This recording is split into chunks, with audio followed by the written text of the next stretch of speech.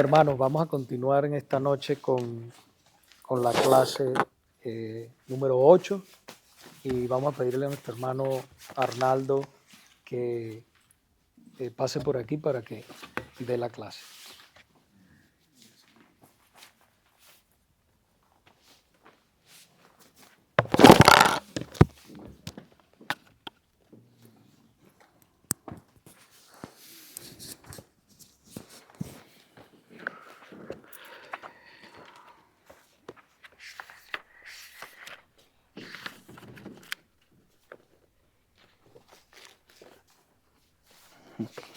¿Ya? Bueno, mis hermanos, vamos a dar, le damos gracias a Dios por permitirnos reunirnos nuevamente los miércoles en su culto de oración y estudio bíblico, y realmente también le agradecemos que este material lo hemos estado estudiando ya por un tiempo prolongado. Estamos en el segundo tomo y empezamos desde el miércoles pasado, no, desde la anterior. Estábamos en la clase número 8 acerca de la incapacidad moral, y esta es la parte número 2, y es la importancia de la mente y el corazón del hombre.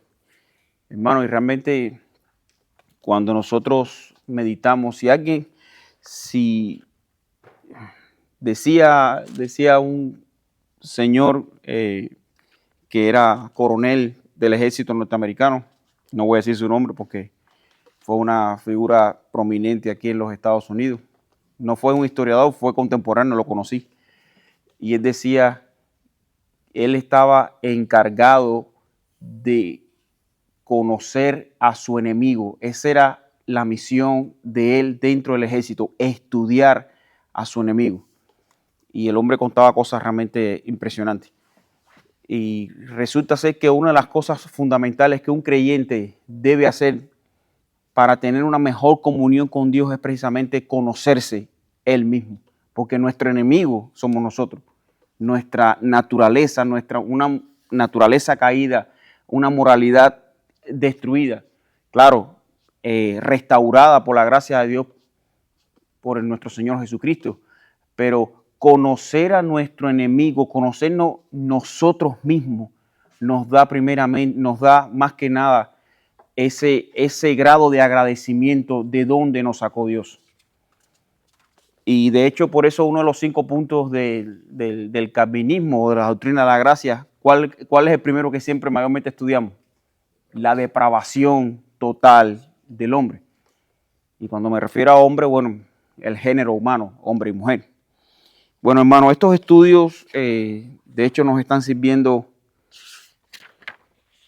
con ese motivo, y nos quedamos en la nota de la página 61, titulada, después del capítulo, del párrafo 3, la nota siguiente, dice que la incredulidad hacia Dios no es un problema intelectual, sino moral.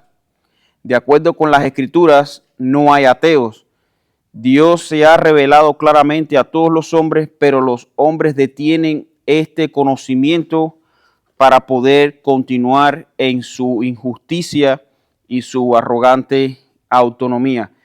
Y en estos versículos hemos estado estudiando esta parte del estudio, se ha enfocado en Romanos capítulo 1, en todo concerniente a partir de la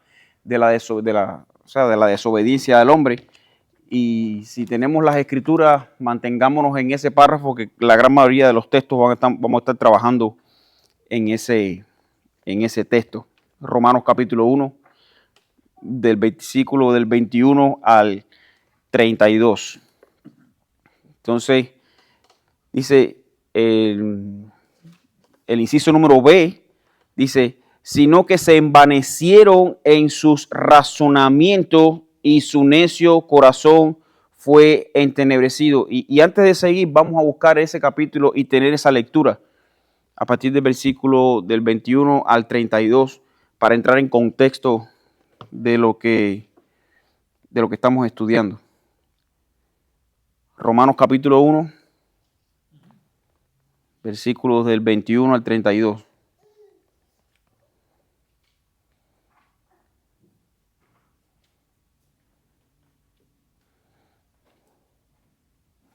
Y le llama el texto, esa posición se llama la culpabilidad del hombre. Dice, pues habiendo conocido a Dios, no le glorificaron como a Dios ni le dieron gracia, sino que se envanecieron en su razonamiento y su necio corazón fue entenebrecido. Y hay algo muy particular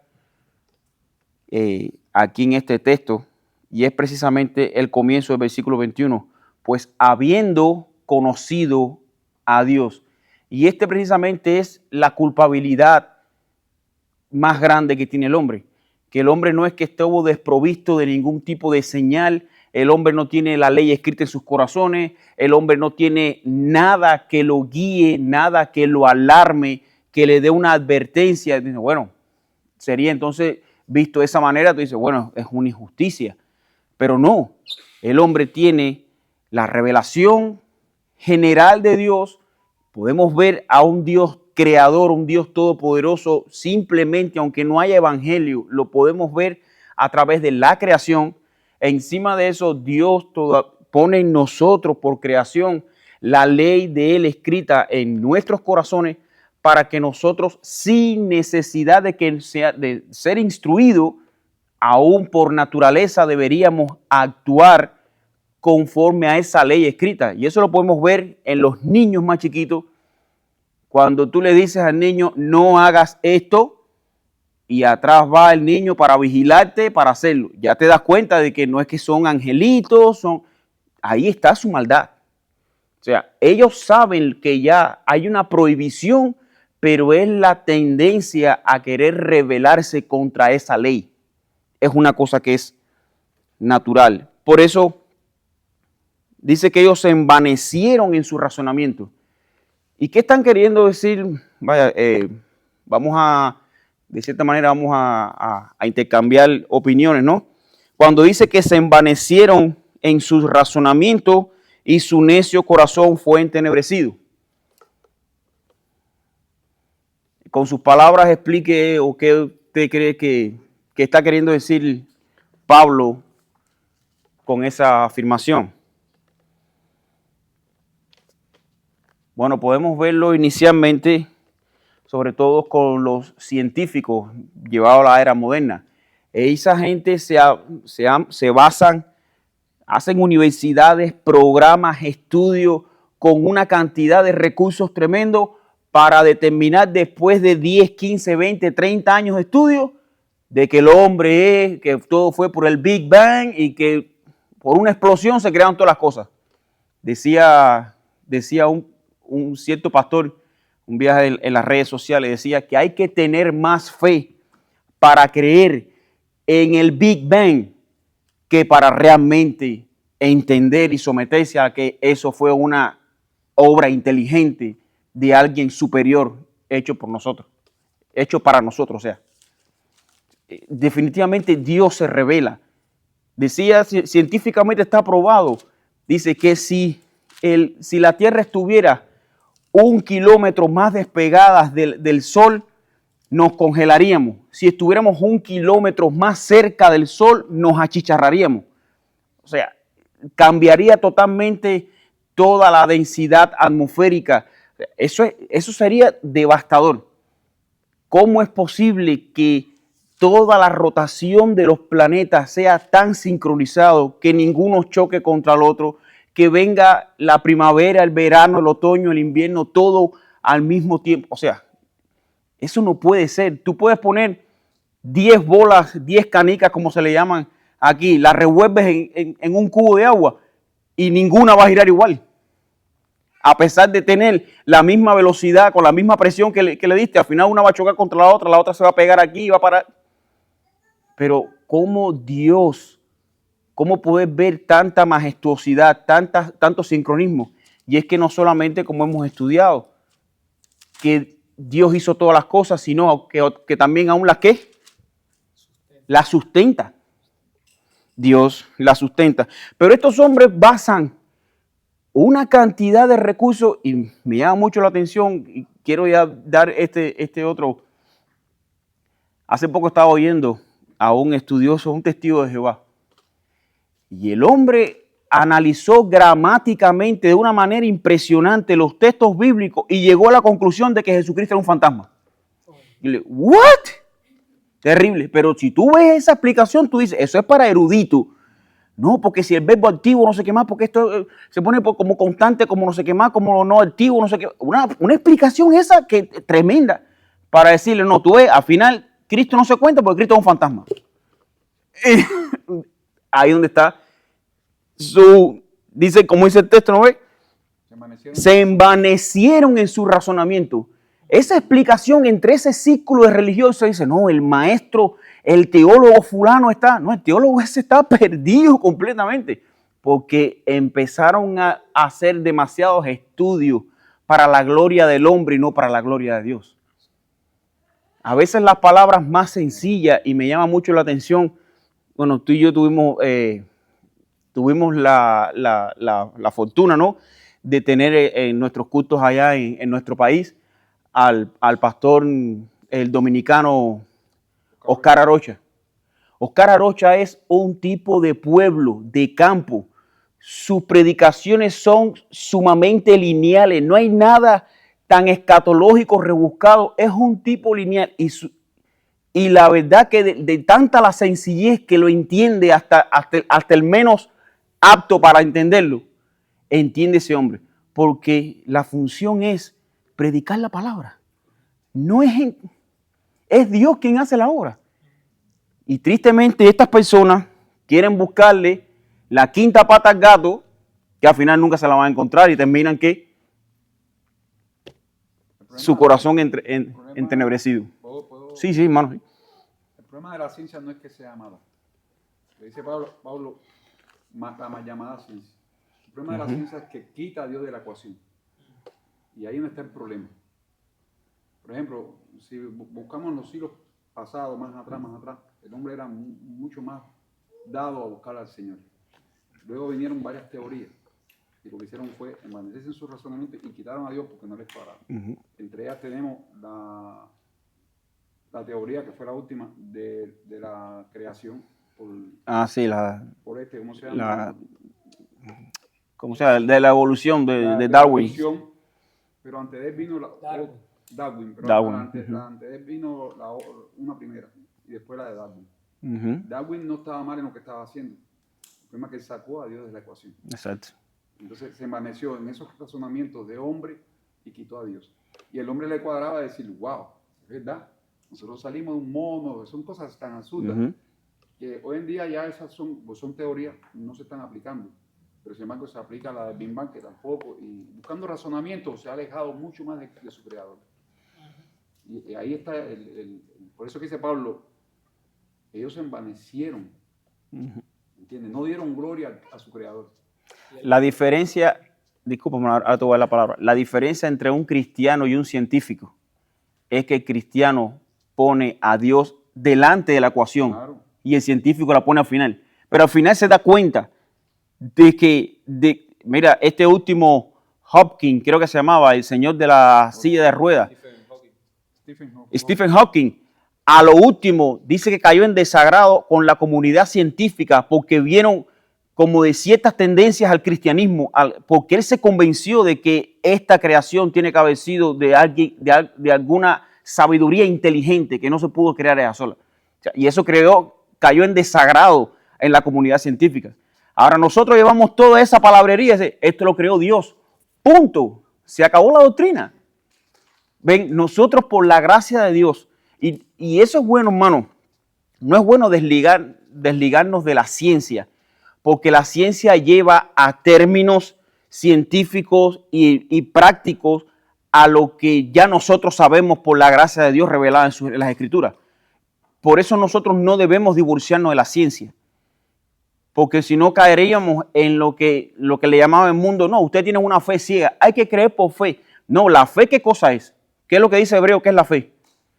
La certeza de lo que se espera. nosotros no estamos creyendo algo que puede ser, nosotros no estamos creyendo en la contingencia de lo que se espera, de que puede ser que creamos porque suceda, pero si no sucede. No, nosotros creemos en qué, en la certeza de lo que se espera y en la convicción de lo que no se ve. Nosotros no vemos a Cristo, nosotros no hemos visto muchas cosas, pero nosotros nuestra fe no está movida a lo que vemos, a lo que no vemos. Pero bueno, no quiero meterme mucho en ese, porque ese es el tema. Y el Espíritu Santo nos trae convicción de que eso es así. Completamente. De hecho, quiero predicar mi próximo sermón, si Dios lo permite, va a ser basado en nuestra fe, si vemos, si creemos porque vemos o porque no vemos. Entonces, básicamente eso. Sí, hermano. También otra cosa es que entre más ha avanzado la ciencia, el hombre ha podido evidenciar cuán complejo es este mundo. Y no solo este mundo, sino la manera en cómo funciona. Y han habido muchos testimonios de científicos que no han podido encontrar respuesta a tantas preguntas que simplemente dicen que este universo tiene que estar creado por una mente brillante. Porque es imposible. Como tú pusiste el ejemplo de la Tierra, parece que todos los planetas y todo girara en torno a la Tierra. Está todo perfectamente diseñado para que funcione. Obviamente sabemos que con la caída hubieron muchas consecuencias. Por eso experimentamos no solamente en estos cuerpos, sino también malditas por la Tierra. Entonces experimentamos tantas cosas malas, pero entre más avanza la ciencia, el hombre se ha dado cuenta de lo complejo que es este mundo. La ciencia lo que hace es que comprueba lo que Dios. No, hay muchas cosas realmente que lo que hace es alimentar más nuestra fe. Yo me acuerdo, es que imagínate, uno se pone a hablar y hace ya un tiempo vino una pareja de cubanos allá a mi casa. Y estaba hablando yo con el esposo de la muchacha y me decía, no, si científicamente está probado de que todos los hombres de cierta manera tienen correlación uno con otro, que no es que sean especies diferentes y que están separadas. Les dije, claro, eso es, y le dije yo, eso demuestra que dice que todos salimos de Adán y Eva. O sea, Dios creó a Adán y Eva y de ahí salimos todos. Dice, no, pues bueno, yo no quiero hablar de religiosidad, a mí no me interesa si... Dice, no, yo no te dije nada, simplemente yo con tus palabras estoy aseverando lo que dice la palabra de Dios. Simplemente eso. Pero el hombre brincó como un gato erizado cuando le hablé, que eso es lo que dice la palabra de Dios. Bueno, dice la nota. Habiendo rechazado el conocimiento de Dios, la humanidad incrédula comienza su descenso hacia la oscuridad intelectual y moral. De hecho, dice el versículo 22, profesando ser sabios, se hicieron necios. Y esto es una palabra importante. ¿Qué cosa es la necedad? Mira, mi hermano, la necedad eso es peor que la incredulidad. Porque tú puedes ser incrédulo hasta que te muestren, pero la necedad es que aún conociendo, aún mostrándote, tú te niegas a creer. Eso es la necedad. Eso es peor que la incredulidad. Son semejantes, ¿no? Pero el estado, cuando una persona entra en la necedad de que, no, o sea, aunque te lo muestren bíblica, científica, materialmente, tú te obstinas a no creerlo. Eso es peor que todo. Y esto es lo que ha sucedido realmente hasta, bueno, nuestra sociedad. Familia, no hay nadie que diga que Dios no existe. Y de hecho no. Y de hecho empiezan entonces ¿a qué? A poner argumentos. Bueno, sí, si Dios existe, pero si Dios existe, pues, si Él es tan bueno, ¿por qué permite el hambre? ¿Por qué permite? Pero ellos ya saben que Dios existe. O sea, esos famosos incrédulos, esos famosos, la otra palabra, los agnósticos. No, yo no tengo. No. Al final, dentro de tu corazón, tú lo que estás es cubierto de la necedad, que no quieres admitir que un Dios todopoderoso e inteligente hizo la creación. Pero existe, o sea, es inevitable de que puedan negarlo. Arnaldo, para comentar un poquitico más acerca de Romano. A mí me encanta Romano. Ese libro. Cuando dice, profesando ser sabios, se hicieron necios. Dice un argumento de necio como tal. Pero, como dijo ahorita, ellos quitan a Dios de la ecuación. Dice el necio en su corazón, no hay Dios. No hay Dios. Esos son salmos. El salmo está en el Salmo 14, capítulo 1, y en el Salmo 53 se repite. Entonces, cuando vemos ese salmo y lo que está diciendo aquí Romano, dice el necio en su corazón, no hay Dios. ¿Qué está haciendo el necio? Él no ve a Dios en ningún asunto de esta creación. Fíjate que el salmo después dice, todos se han corrompido, todos se han hecho una. O sea, es como que lo que vemos los cristianos hoy en día, cómo está el mundo, pero nosotros sabemos que el mundo está así por el pecado. Ellos no, ellos dicen, mira cómo está el mundo, como diciendo, ¿y dónde está Dios en el asunto? ¿Dónde está metido? Por eso que es necio, ¿entiendes? Él no puede ver a Dios en ningún área de esta vida.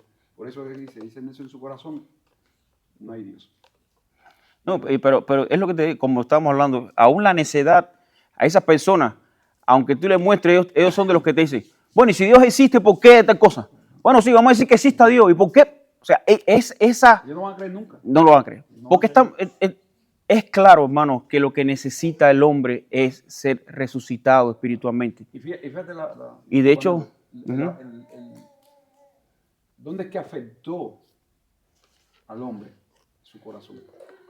A menos que ese corazón sea cambiado, no va a poder ver a Dios en ningún asunto. No lo ve nunca. En ningún asunto. Porque dice necio en su corazón, no hay Dios. De hecho, vamos a seguir hablando y aquí entra, esta clase entra más profundo en ese efecto que creó el pecado en el ser humano. Dice, y cambiaron la gloria de Dios corruptible, versículo 23, en semejanza de imagen de hombre corruptible, de aves, de cuadrúpedos y de reptiles. Y esto es muy importante. El hombre no dejó a Dios y se quedó sin adorar. El hombre es adorador por naturaleza, por creación. Y el hombre que dice, cambió a Dios, pero buscó a quien adorar. Lo cambió por reptiles, por imágenes. O sea, nuestra naturaleza responde a un adorador. Ahora, el pecado lo que hizo fue cambiar el objetivo a quien iba dirigida esa adoración. Pero al final nosotros vamos a ser adoradores. Sea un palo, sea a una carrera, sea a un negocio, sea a una postura social, a lo que sea, nosotros lo hacemos un Dios. ¿Por qué? Porque somos adoradores por creación. Eso no lo va a cambiar nadie. Dios nos hizo para que le adoraran. De hecho, en el Catecismo Menor dice, ¿cuál es el fin principal del hombre? Que te lo diga Gabriel. Glorificar a Dios y gozar de él para siempre. Glorificar a Dios y aburrirse de Dios para siempre. No. Y disfrutar de Dios para siempre. Nosotros no somos más amadores de Dios porque no disfrutamos más a Dios o de Dios porque no le adoramos. No vivimos una vida en adoración. Hasta que nosotros no nos acerquemos más a Dios, Dios simplemente no es que se berree y diga, por eso te voy a dejar ahí como está. No, es que simplemente Dios nos mira a veces, hasta aún a sus propios hijos, cuando nosotros nos alejamos, Dios nos mira con misericordia y dice, no sabe lo que se está perdiendo al alejarse de mí. Nosotros nos perdemos, somos nosotros los que perdemos. Ahora imagínate los pobres impíos que están allá afuera. ¿Cuáles fueron las palabras que dijo Cristo cuando vieron que ese pueblo estaba crucificando? Deja que yo venga aquí a la tierra, los voy a exterminar a todos en el juicio. Dice, perdónalo, Padre, porque no saben lo que hacen. Y eso es cuando nosotros, y vamos a ver, ¿quién fue otro que dijo esa frase? Esteban, cuando estaba siendo apedreado, decía, Señor, perdónalo porque ellos no saben. Después de Cristo, el único que lo ha dicho. ¿Sí? ¿El único que lo ha dicho? No parece más nadie que haya dicho. Que lo haya dicho. Lleno del Espíritu Santo. Esteban, lleno del Espíritu Santo. Y ahí está la particularidad. Mientras más nos acercamos a Dios, nosotros vamos a dejar el odio que puede quedar en nosotros por ese comportamiento impío. Al contrario, lo vamos a ver con misericordia. Señor, si lo que está es perdido, Él no sabe lo que está diciendo. Él no sabe lo que está haciendo. Y es precisamente eso, es esa lejanía. Y por eso Dios condena tanto el que nosotros perdamos el primer amor. Como se lo decía a la iglesia en Apocalipsis. Decía, tengo contra ti que has perdido tu primer amor. ¿Por qué? Porque la naturaleza del hombre debe estar unida a Dios y cada día más unida a Dios. Lo que nosotros experimentamos en la conversión no es para que vaya disminuyendo, al contrario, debe ir aumentando. Que nosotros anhelemos buscar más a Dios. Eso es lo que debe hacer un creyente. Cuando el Señor dice, para que sean transformados, para que lleguen a la altura de la plenitud de Cristo. Es eso, de gloria en gloria. Es eso precisamente lo que está, que nosotros anhelemos cada día más buscar a Dios. Hermano, entonces es incorrecto, como muchos dicen, no, está en el primer amor. Sí, de hecho está incorrecto. Eso es una terrible... Siempre en el primer amor. De hecho, eso fue un tema. ¿Te acuerdas cuando este hermano que estaba en la iglesia allá en Cuba? Un muchacho, creímos nosotros que estaba recién convertido, pero bueno, él estaba en esa fascinación. Y él hablaba, pero ¿por qué ustedes no oran a Dios? Y Dios esto, y a veces en su momento como que nos amonestaba, ¿no? Y decía, wow, y es verdad, nosotros somos creyentes de años y estamos, porque todo el mundo le decía, eso es porque estás en el primer amor, eso ahorita se te quita. Y cuando nos confrontamos con la palabra de Dios, dice, no, es que esto no debe cambiar, al contrario, esto debe crecer. Este sentimiento debe crecer. No es un sentimiento pasajero, es algo que Dios sembró, Dios compró con su no sangre. nos da para que dure un momento. No, es para que lo anhelemos. ¿Cómo se debe haber sentido Pablo cuando por el Espíritu fue llevado al tercer cielo y después lo trajeron aquí? Él dijo, no hombre, para mí es morir es Cristo y el morir es ganancia. Vivir es Cristo y morir es ganancia. Yo prefiero estar con Él. Por causa de la obra. Pero por causa de la obra me es necesario. Mi hermano, nosotros por eso es que a veces no manifestamos la alegría, el gozo que un creyente debe vivir. Porque a veces vivimos incrédulamente. No creemos lo que Dios nos ha regalado. Sí, soy creyente, No. Hermano, yo soy creyente. O sea, yo soy hijo de Dios. Yo soy hija de Dios. Dios me compró, Dios me capacitó, me regaló el don. La fe es un don que Dios nos regala para poder creer en Él. Nosotros no somos creyentes porque tenemos fe. Nosotros somos fe. No, al revés. Nosotros no tenemos fe porque somos creyentes. Somos creyentes porque tenemos fe. Y si lo hacemos es porque fue un regalo de Dios. O sea, no es que nosotros nos llenamos de méritos y bueno, el Señor ya nos dio la cereza al pastel porque ya lo hicimos todo. No, Dios fue quien nos armó y nos adornó y nos puso la cereza y nos presentó delante de su Padre diciendo, mira, toda la obra la hizo Dios. En tu presencia y plenitud de gozo. Entonces el hombre tiene por creación esa necesidad de adorar, pero el pecado fue lo que trasladó el sentido de la adoración al objetivo correcto y lo ha cambiado, que es opuesto totalmente a él. Dice la nota, la locura del hombre incrédulo se revela en su totalidad en los objetos de su adoración. A través de la historia vemos al hombre rechazando al Creador que está en un nivel superior al de él y adorando a las criaturas que están en niveles inferiores a él. Su adoración de sí mismo se degrada a la adoración de las criaturas más bajas. Hermano, y para lobo, un pelo.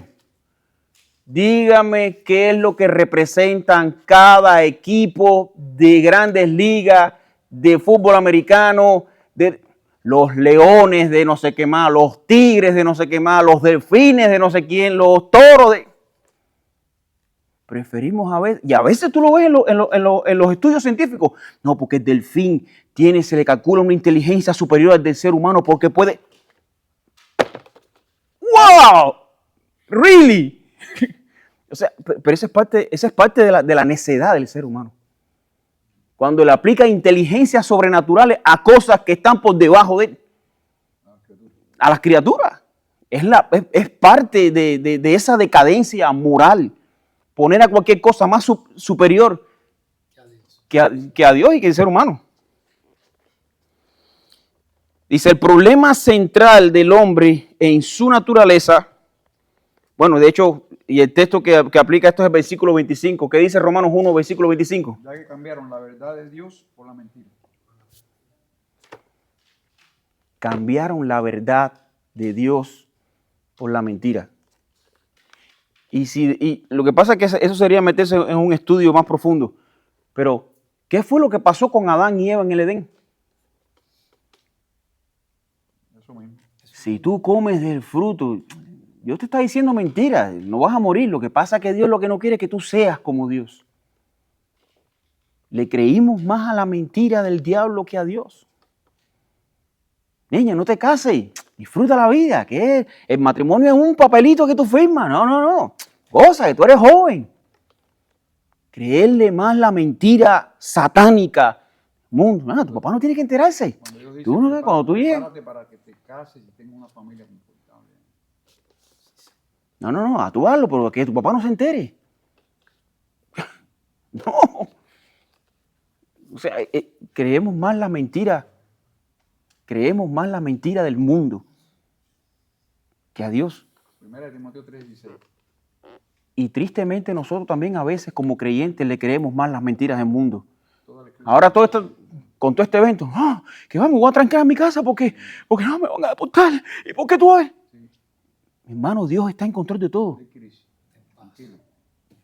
Tranquilo. O sea, va a suceder lo que Dios permita que suceda. Pero bueno, como dije, a mí no me gusta tocar este tema porque yo tengo otra situación. Pero, mi hermano, nosotros como hijos de Dios estamos bajo el mismo poder de Dios. Dios es quien pone reyes y quita reyes. Es increíble. Y mira la historia de Daniel. Daniel vino cuando vio a Nabucodonosor en la locura. Él dijo, hombre, si con el único que podíamos librarnos ya que estábamos a punto de salir, ahora este hombre se vuelve loco, yo aquí no voy a salir más nunca. Y sin embargo dice que al rey, que fue el rey Darío, dice, y movió Dios el corazón del rey Darío. Para Dios no hay nada imposible. Para Dios no hay nada imposible.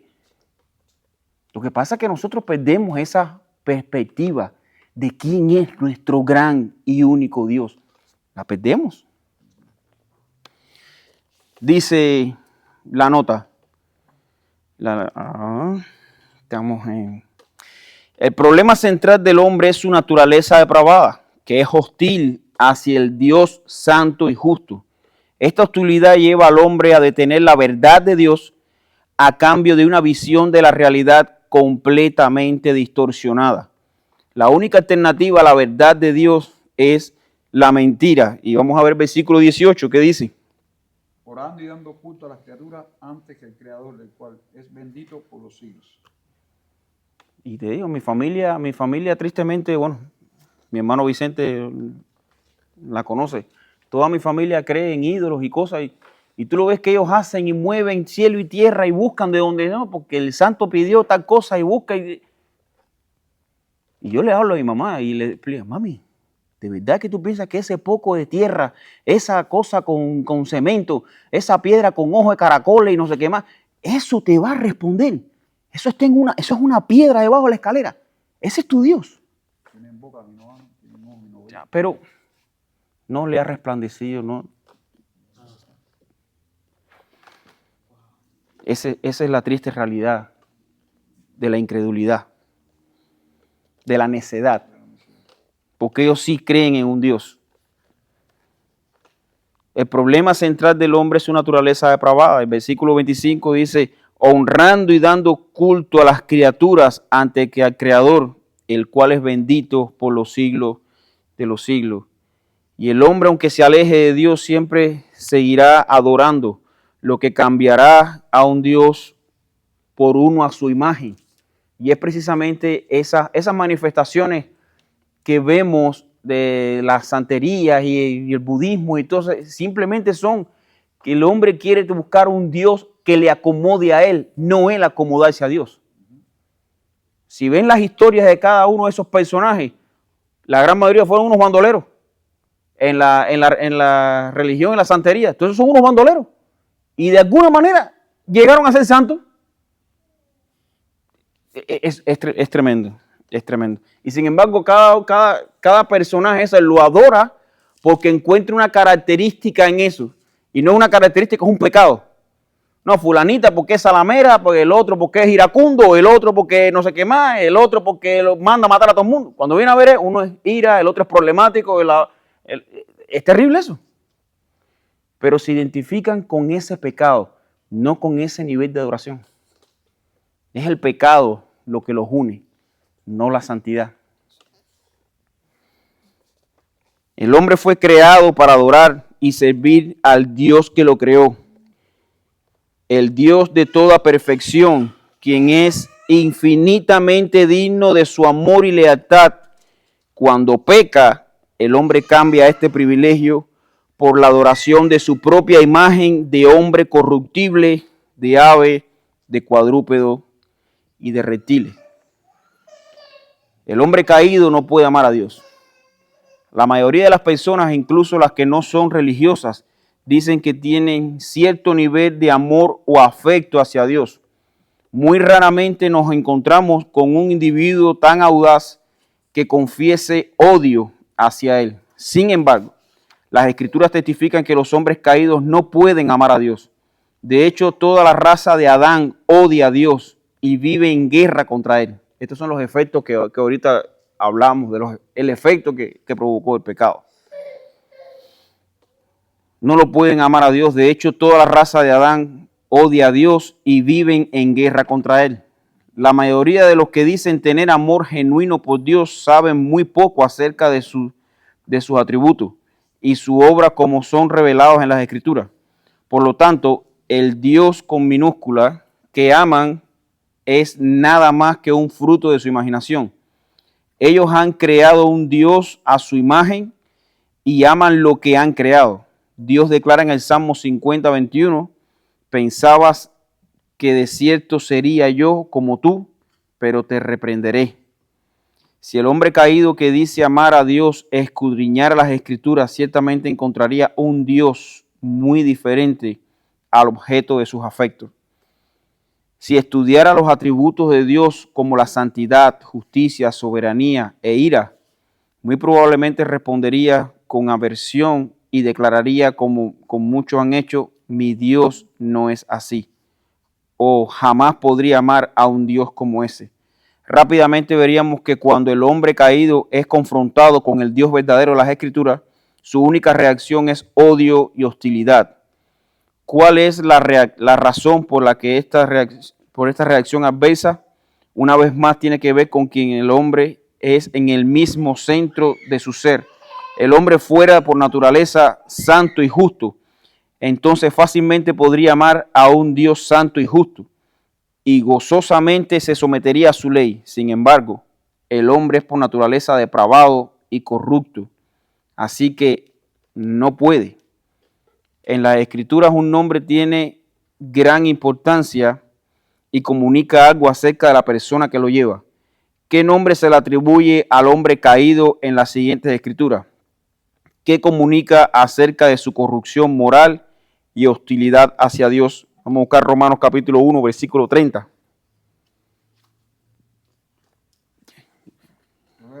Sí, hermano. Romanos 1, versículo 30. 30. Murmuradores, detractores, aborrecedores de Dios, injuriosos, soberbios, altivos, inventores de males, desobedientes a los padres. Y fíjense la palabra que se usa aquí. aborrecedores de Dios. ¿Cuáles fueron las palabras de Cristo cuando el Señor dijo que cuál era el gran mandamiento? Dice, amarás al Señor tu Dios con toda tu alma, con toda tu fuerza, con toda tu mente y con todo tu corazón. Bueno, el pecado hizo que nosotros aborreciéramos a Dios. O sea, lo cambió totalmente todo. Lo destruyó todo. El efecto del pecado es altamente nocivo en el ser humano. Esta frase viene de la palabra griega teotuges. Teo, que viene de Dios, stugo, odiar. Se refiere a alguien que odia, desprecia o desdeña a Dios. En Romanos capítulo 5, versículo 10, ¿cómo describe que el hombre es con respecto a Dios? Romanos capítulo 5, versículo 10. Bueno, vamos a acelerarlo porque si siendo enemigos fuimos reconciliados con Dios por la muerte de su Hijo, mucho más estando reconciliados, seremos salvos por su vida. ¿qué éramos? Enemigos. No es que yo no estoy muy de acuerdo con Dios. Yo le creo, pero yo no estoy. No. Nosotros éramos enemigos de Dios. Esta palabra viene de la palabra griega eutros. Denota un adversario que está en enemistad contra otro. Es hostil hacia otro o se opone a otro. ¿Por qué una criatura racional odiaría al mismo Dios que la trajo a existencia y generosamente sostiene su vida? ¿Por qué el hombre caído odia a Dios y vive en enemistad contra él? ¿Qué nos dicen las siguientes escrituras? Une cada verdad con los textos correspondientes, colocando la letra correcta en cada espacio en blanco. Está Romanos 8:7.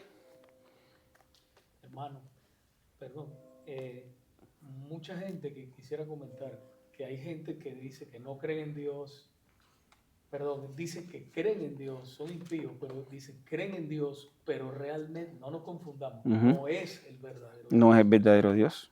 Sino que es un Dios que se hace en su mente y que se acomoda a las necesidades de ellos, pero no es el verdadero Dios.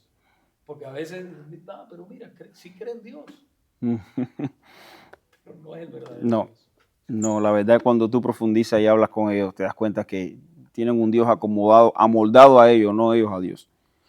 Bueno, en Romano, primero yo lo uní con la letra número C. Dice, el hombre caído odia a Dios porque su mente es depravada y carnal, moralmente corrupto y desea fuertemente las mismas cosas a las que el Dios santo y justo se opone. El segundo de Juan 3, 19 y 20 y Colosenses 1, 21, yo lo uní con el A. Dice, el hombre caído odia a Dios porque ama el mal y hace obras malvadas. No viene a Dios porque teme que sus obras malvadas puedan ser expuestas. Y el tercero, 2 Timoteo capítulo 3, versículo 4, yo lo enlacé con con la letra B, que dice que el hombre caído odia a Dios porque ama los placeres pecaminosos en lugar de a Dios. Bueno, mis hermanos, de esta manera completamos la lección número 8.